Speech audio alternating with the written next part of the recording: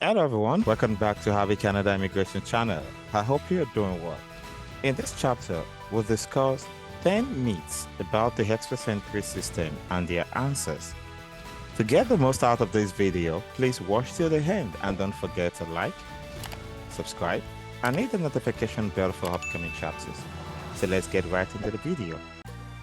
One of the most popular programs is the express entry system, the primary source of economic immigration to Canada. However, several widespread myths mislead many who intend to use express entry. To help you with your journey, in this video are 10 common myths about the express entry system. Myth number 1. You can immigrate to Canada by submitting an express entry profile. Creating an express entry profile does not mean you will undoubtedly receive an invitation to apply and be allowed to apply for Canadian permanent residence. Express entry profiles are valid for 12 months. After that, you can renew your express entry profile. But if your comprehensive ranking system score, CRS, is too low, you might never get an invitation to apply until you increase your CRS score.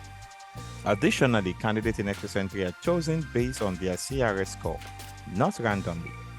Therefore, if you are a potential candidate, you can review the prior draw results to determine whether or not your score will be competitive. Myth number 2. Express entry uses a lottery system. There is no lottery component in express entry. Invitation rounds, or drawings, as they are usually known, are not random. Express entry draws are announced bi-weekly and conditions are specified along with minimum CRS cutoff score. Only those with CRS scores above the cutoff get an invitation to apply. Furthermore, invite is only sent to the eligible candidate based on conditions mentioned in that particular draw. Myth number 3. Any person can submit an express entry profile. The most frequent misbelief regarding express entry is that anyone can submit a profile. However, it is untrue. Only qualified individuals who meet the requirement of one of the following express entry programs can submit their profile: Federal Skilled Worker Program, Canadian Experience Class, Federal Skilled Trades Program. Completing an approved language exam and receiving an evaluation of your educational credentials do not guarantee that you meet the requirement of any of the above 3 programs. Myth number 4. Provincial nomination is needed for everyone who submits an express entry profile. It is not necessary to submit an express entry profile to be nominated by a province. Candidates who receive a provincial nomination will see their CRS score increase by 600 points. But those who already have a higher enough CRS score do not need a provincial nomination. In addition, provincial nominations are more expensive and may take longer to process because of the provincial government expenses. Additionally, those who accept a provincial nomination must show that they intend to reside and work in the province that has given them the nomination. Myth number 5. To submit an express entry profile, you must have a job offer. Not all applicants must have a job offer to qualify for express entry. For example, depending on the immigration category you qualify for, a job offer from a Canadian business may not be necessary. For example, the minimum FSW point requirement for federal skilled workers may require a legitimate employment offer for some individuals, but many applicants satisfy this requirement even without one. Federal skilled trades candidates may need a legitimate job offer to complete the minimum program requirement. However, no job offer is necessary if they possess a certificate from a Canadian province or territory stating that they are qualified to perform their trade. Depending on the position's NOC skill level, candidates with a legitimate job offer will increase their CRS score by 50 or 200 points. Lastly, having a job offer does not always increase your chances of being invited to apply for permanent residence, but it does help. Myth number 6. Anyone who wants to increase their CRS score can submit a provincial nomination. Provincial nominee programs, PNPs, are available in all Canadian provinces except for Quebec and 2 of its territory, although not everyone is qualified to apply. In addition, most PNP streams require candidates to have a valid job offer.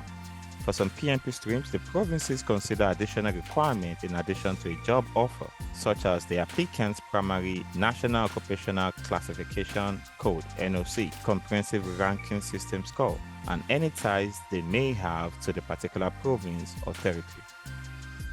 Myth number 7. Couples must only add one person to their Express Entry profile.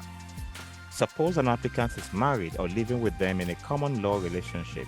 In that case, their spouse or partner may create an Express Entry profile if they match the qualification for the Canadian Experience Class, Federal Skilled Worker Program, or Federal Skilled Trades Program, because they have a higher CRS score. Couples frequently select one person as a primary applicant.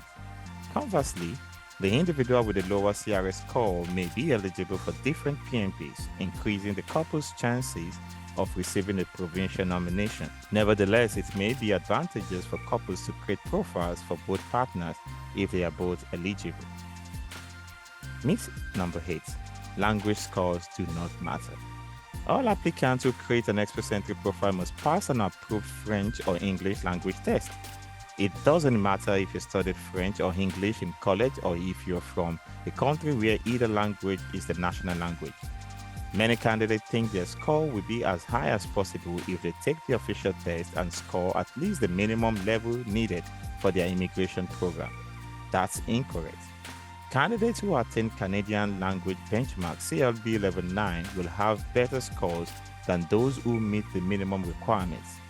Those who earn CLB Level 10 or higher will be eligible for even more points. Myth number 9. Express Entry limits where a person can live in Canada. The Federal Skilled Worker Program, Federal Skilled Trades Program, or the Canadian Experience Class are just a few immigration programs that accept applicants through the Express Entry system. Candidates may also be eligible for a provincial nomination once they have entered the Express Entry system. You can relocate anywhere in Canada if you receive an invitation to apply via Express Entry, except for Quebec. Express Entry should not be used by those seeking immigration to Quebec. A candidate must intend to reside and work in the province that has provided them with a provincial nomination if they get an invitation to apply as that province nominee. However, a person can live and work anywhere in Canada if granted permanent resident status. Myth number 10. Family members cannot submit an Express Entry profile.